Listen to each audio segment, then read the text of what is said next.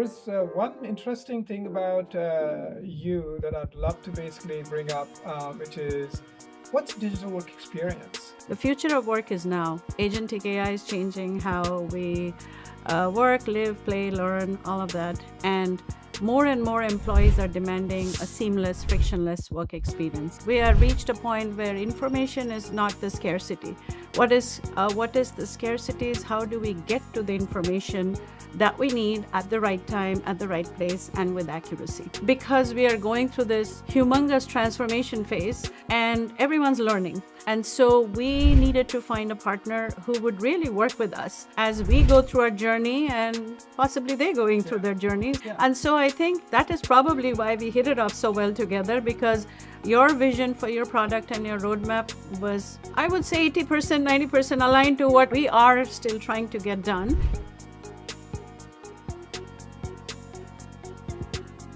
All right. Hello. Welcome to Atomic Conversations. This is Lenin Gali, Chief Business Officer at Atomicwork. Today we have our guest, Sangeeta Roy, VP Strategy Operations, Digital Work Experience at Zuora. Sangeeta, welcome. Thank you. And I know we've interacted for a little over a year now, and our experience has been phenomenal in terms of how we come to know each other, as well as both working as well as interacting. And there's one interesting thing about you that I'd love to basically bring up, which is what's digital work experience? It's a good question. I often get asked that about what does it really mean, and I think we've talked about future of work for a very long time, and it was always something that's going to happen in the future, but the future of work is now. Agentic AI is changing how we work, live, play, learn, all of that, and more employees are demanding a seamless, frictionless work experience. Hence, and we have a lot of technologies out there, not like we have not. In the past 10, 15 years, a lot of collaboration tools and technologies have come in play. But really where we're coming to a point where, because of the fact that we have so many technologies, it has introduced friction again in the workplace. And then how do we get that all together in a seamless way, such that employees come in and getting work done just becomes something that they don't even realize they're doing. And then really they're paying attention to what is really value added. And I think organizations grow organically, as we know. And the thing is that whenever business is growing, you hire people, and to support the people, you bring in technology, and then to support technology and people, you introduce the process. Eventually, that's where the SaaS ecosystem came in to optimize that work, experience. But now with too many SaaS applications and then a lot of different complexity within the organization in terms of process and the products and the customers, the ecosystem has grown complex. Yes. And that's really where I think the digital work experience that you're spearheading is what you're saying is that it is important to make sure that the process is invisible. Yes. And the experience of an employee to become productive is really what your Correct. core aspects. Yes. that I think what really stood out for me when we first met and talked about what Atomicwork does is that because you're already kind of spearheading and looking into AI, and you brought in, and then with the Karthik and you and Mark, and you guys are already experimenting with certain things and how you can actually bring that experience to your employees. But when we first talked, met and discussed about how Atomicwork can help, you had certain goals. Yes. That really stood out for me, because usually whenever you meet a leader, and one of the most important thing for us also as a young, customer and an end product, we look at, visionaries in the leadership that actually know what it is that they want, and exactly what goals they need to be achieving. And I think that is really what stood out for me. And what I loved about it is because you already had that experience, like, hey, these are things that weren't working for us. And these are things that we would like to do. And these are things that where we aspire to go to. And I think, if you could share a little bit of what is it that your goals were when you're looking at digital work experience for the ZOs, in this case, Yes, your employees. correct, exactly.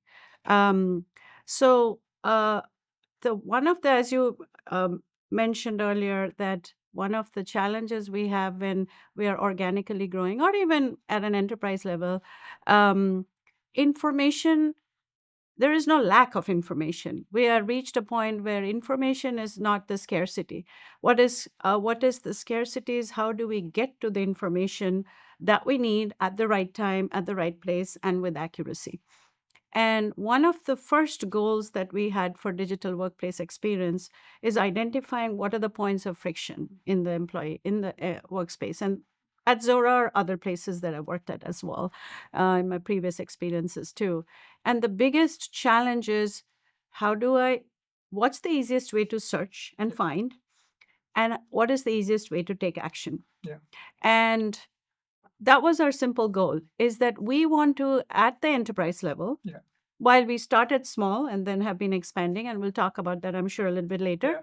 But it was really very simple, is we need to give some sort of a self-service mechanism by which our employees can search for information reliably and find it in a timely manner and be able to take action.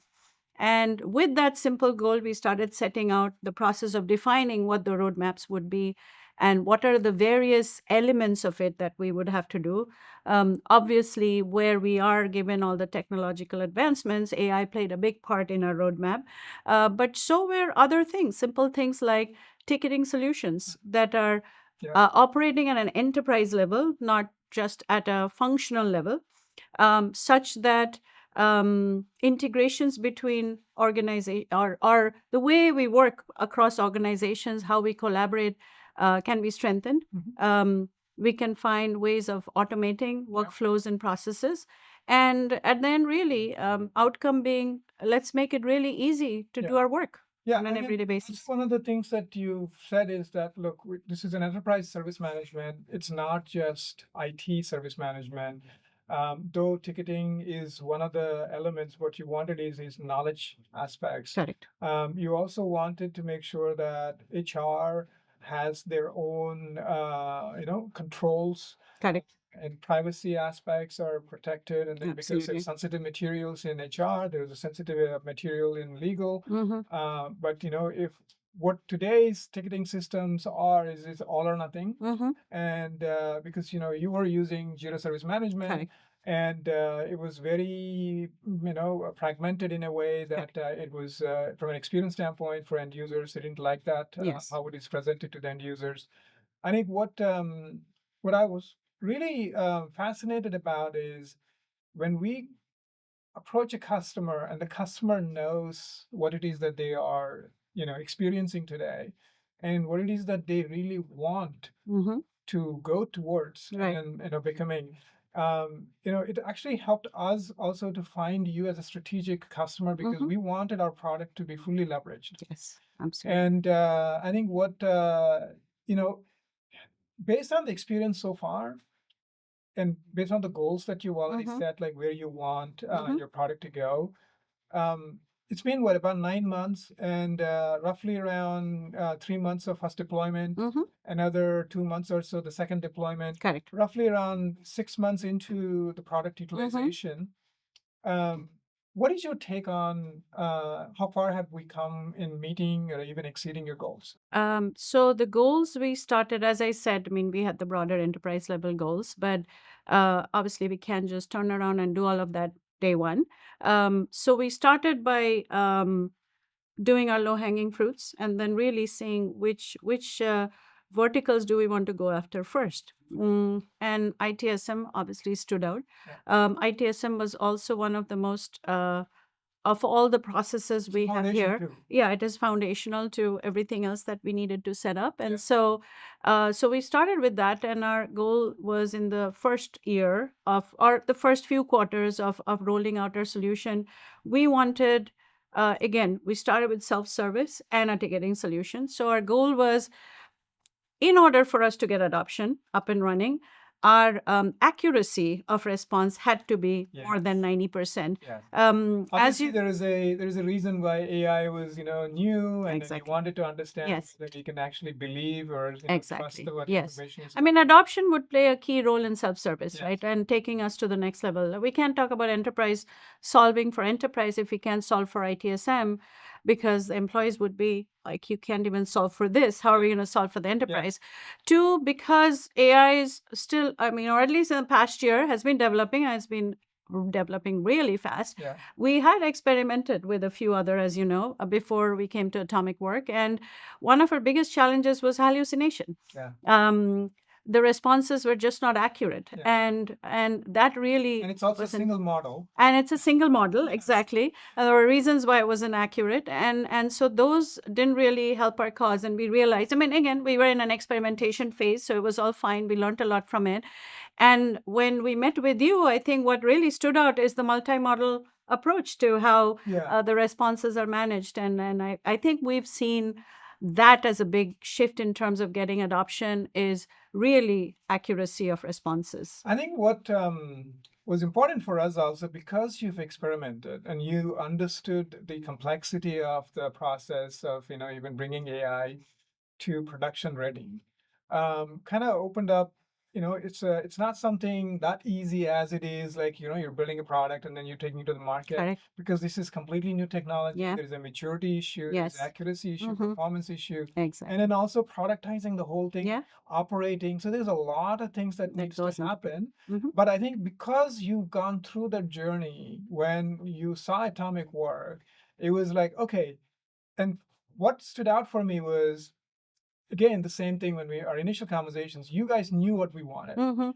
And so when we brought in the product that really fits into exactly what you're looking for, Yeah. it just made sense Yeah. then and there to just say, okay, why don't we just do a POC to figure out it really works? Yes. And so, within 2-3 weeks of POC experience was Yeah. really amazing. And then we moved into very rapidly in deployment. Correct. I think even for us, being a provider, what was really important for us, as much as we like to work with, sell our product to customers, what really we were hoping to have as a customer is a person who actually, or a people in an organization like Zuora. What we really enjoyed was because everyone is heavily involved.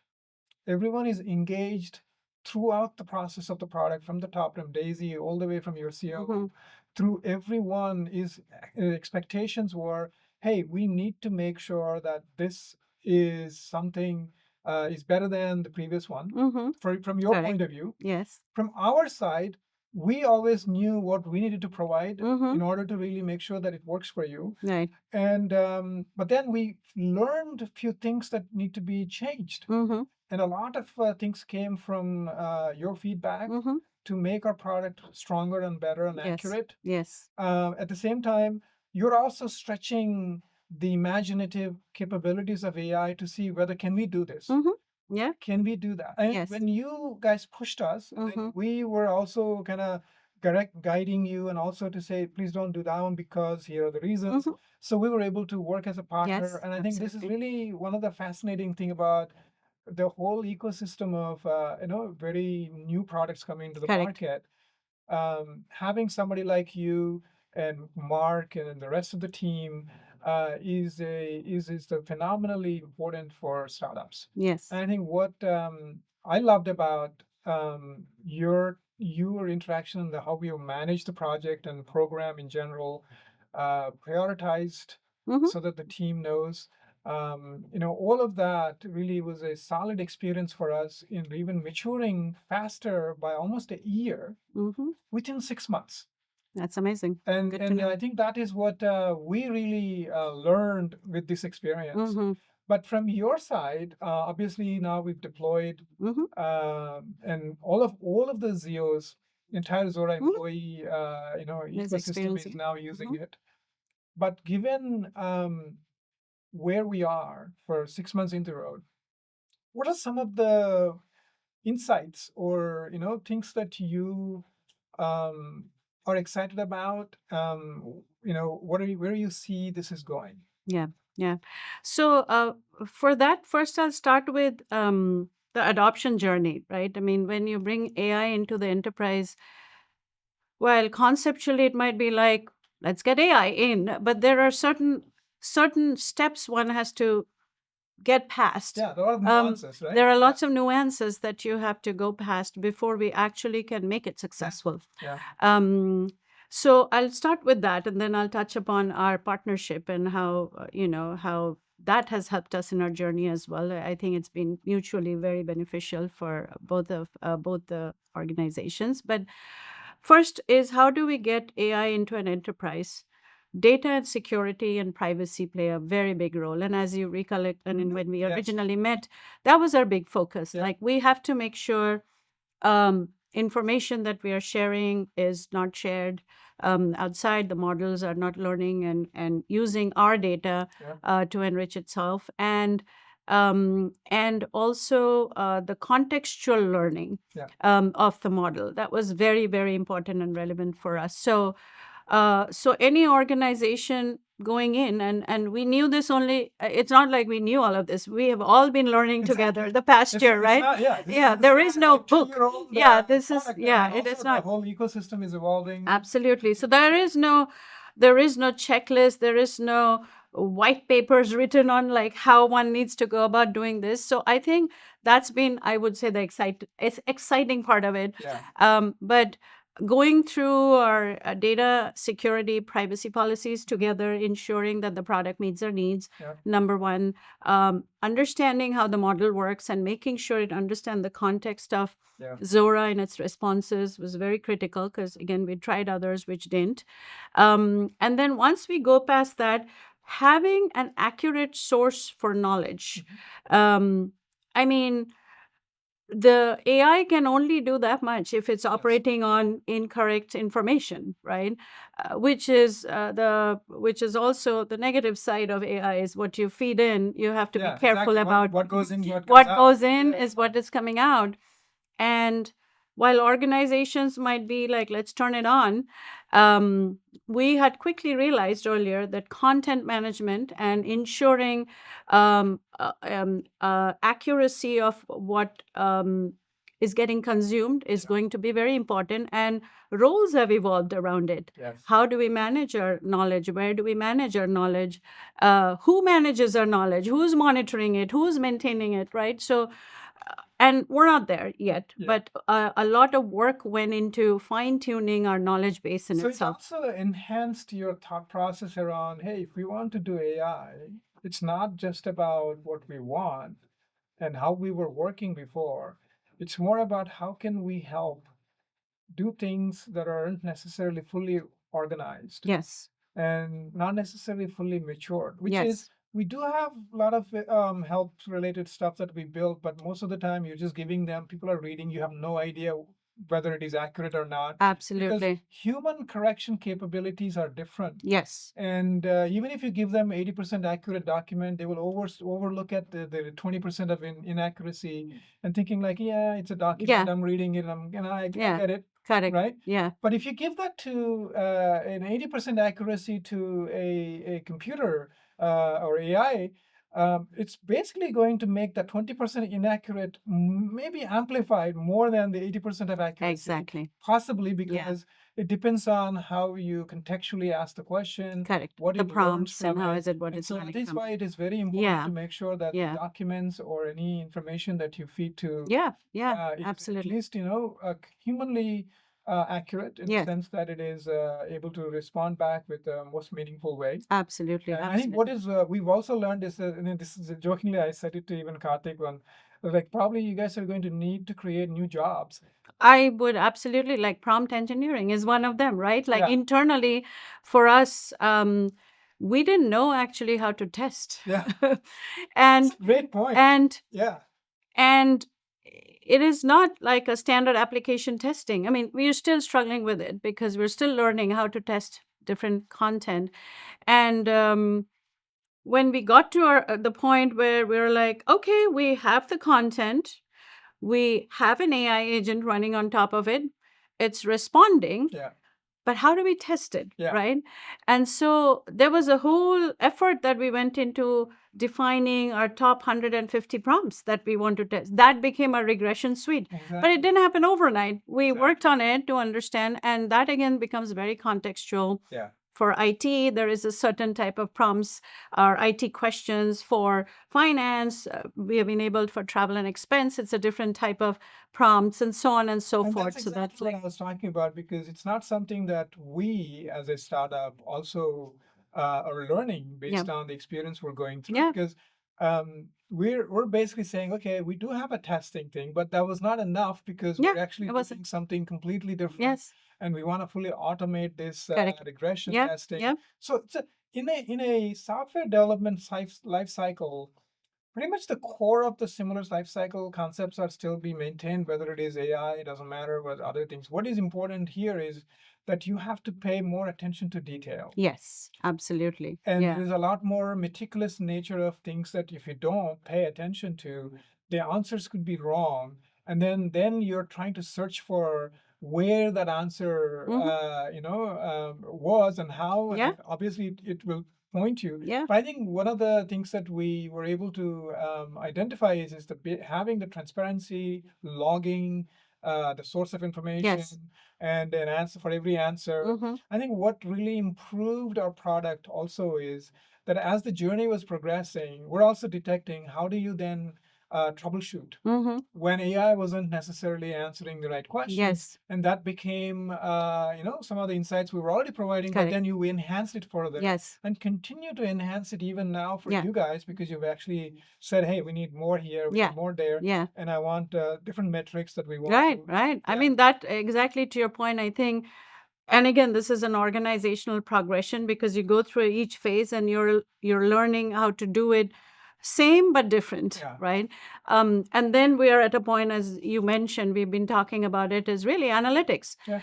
Because the AI will respond and it may be correct or not. I mean, the feedback with our employees become very critical. Thumbs up, thumbs down.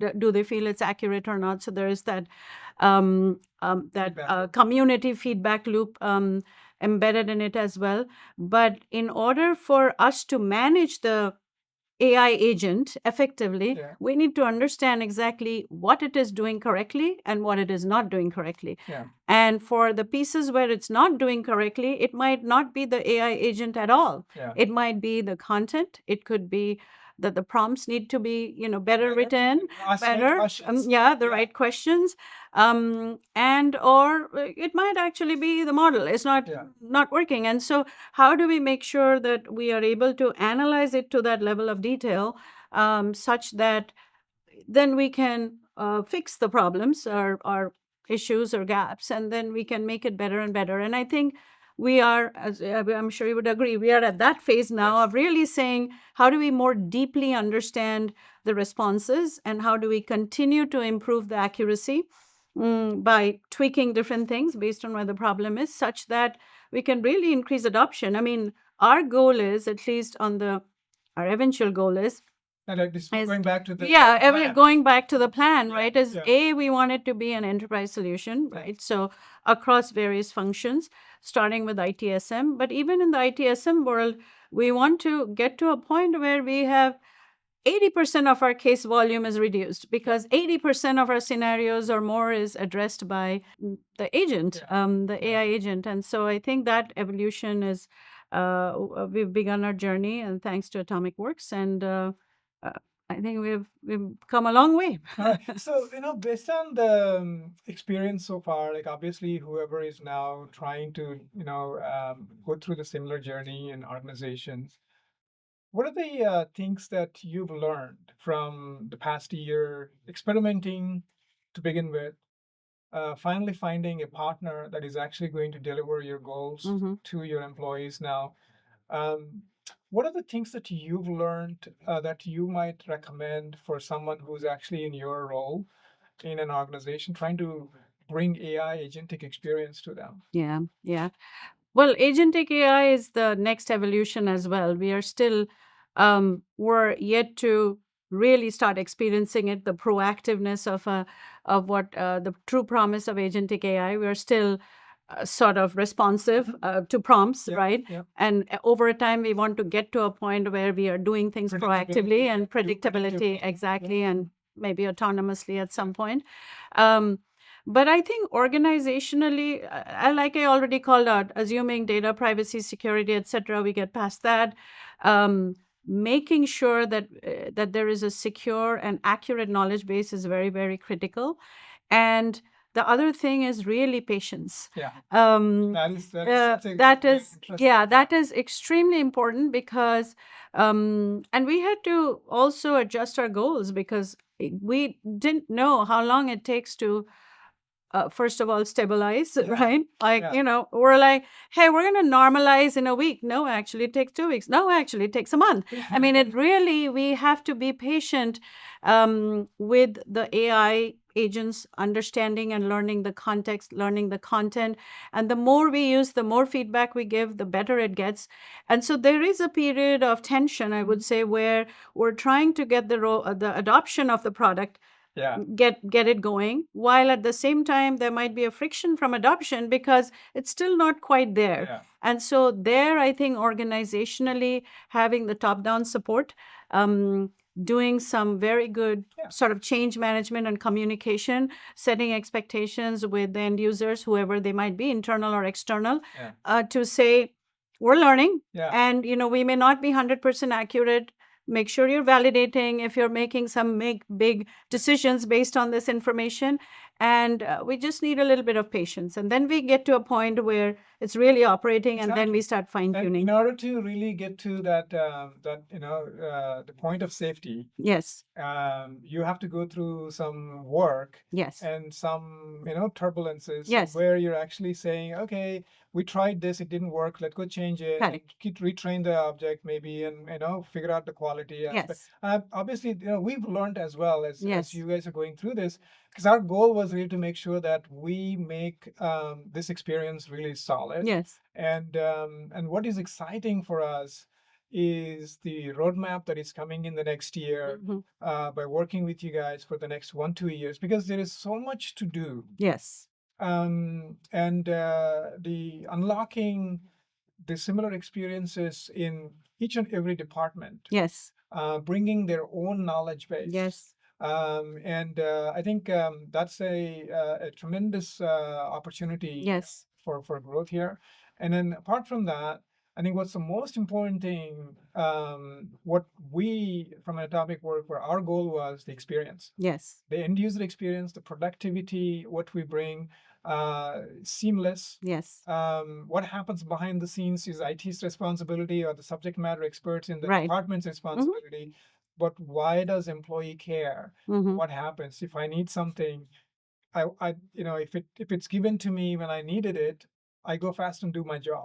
correct. And I think that was your ultimate goal. Yes, absolutely. Our ultimate goal is really remove all kinds of friction from the workplace so that as an employee, including myself and everybody else, we come into work and we get done what we need to get done in the fastest, quickest, most efficient way possible. I also want to touch upon the fact that our partnership, that's been great because going in, we knew there is no one solution. Because we are going through this humongous transformation phase, and everyone's learning. And so we needed to find a partner who would really work with us as we go through our journey, and possibly they going through their journey, such as, And so I think that is probably why we hit it off so well together, because your vision for your product and your roadmap was, I would say, 80%, 90% aligned to what we were trying to, or we are still trying to get done. And we've really appreciated the openness from the product side for our feedback, and building it as part of your roadmap, and us being able to be some of the, customer one, right? And early adopters of what you guys are doing. And it's really worked out well for us so far. Yeah, no, I appreciate that. And so one of the things that we were really, really lucky is that when we first had this conversation, how we met, The relationship started with very positive approach, that because you saw what you liked. Did we keep the expectations? Are we meeting the expectations every time as we're doing this? And today, after almost going to be a year within the next few months, um, if you were to just summarize this, have we met your expectations? We're talking. Yeah, That proves something. That, yeah, of course. yeah. I think what I was personally very impressed with, is the speed at which you address our problems. So that customer centricity, which is very important for us for Zuora, that is our primary sort of focus, as well as how do we understand our customers, and that deep understanding of what they need and what outcomes are they trying to drive, and how do we partner to jointly own the outcomes and make it happen. Yeah. That's integral to how we operate in Zuora. And so when we met Yeah. you guys and saw that same approach to work, that was the point. Yeah, where everything match clicked. made in heaven. Yeah, and that's where it clicked. And so really appreciate the entire team, Yeah. and how open and how easy it has been to work with the team, and drive outcomes jointly. This has been a pleasure. And I think the most important thing is as fluent as this conversation has been, our relationship has been the same way from a Yes, product indeed. standpoint with everybody that we've been involved with at Zuora. It's an amazing team. From a leadership standpoint, all the way from the top to every one of you guys have the passion and your involvement in every step of the way to make the product better for your employees. Really automatically made us better. And today we're confidently saying that we can do a lot of things that we probably wouldn't have been confidently say 6 months, a year ago. It's just because AI is so new Yes. and it's evolving, and we're all evolving with it. Mm-hmm. And we're maturing a lot more faster, but we're seeing the possibilities already, what's there, and we're bringing them, and then having you help us basically bring it to in a production ready capability Mm-hmm. to the market. I think we would be impressed with what Zora is going to do with Atomicwork, and we're hoping that this relationship will inspire a lot of the other customers who see it and then want to really implement not only just Atomicwork but any agentic AI products out there. What's more important is to make sure that you have the right partner, right product, and the right people. And embrace The with uncertainty. an open mind, and Yes. embrace uncertainty. Yeah. And yeah, we Yeah. will. It is a journey. It's not going to be something that will happen overnight. But if you have the right partners, good things can happen. happen. And Lenin, I want to congratulate the Atomic Works team on your recent funding, and good luck. I know lots of great things are ahead for the team and for Atomic Work, and I'm really happy for the partnership we've had Thank so you. I far. think we have a great founding team, and then the leadership starts from the top with Vijay, Parasu, and Kiran, and then everybody down there is all working really hard to really make our customers happy, and our product really is doing really well. And we're excited to having some great investors supporting us, and supporting not only from the other side but the customers, and then also champions like you and others. We're happy to be around and then work with you guys. Awesome. Thank you so Thank much for you. taking the time to be with us and for Atomic Conversations. Thank you, Lenin.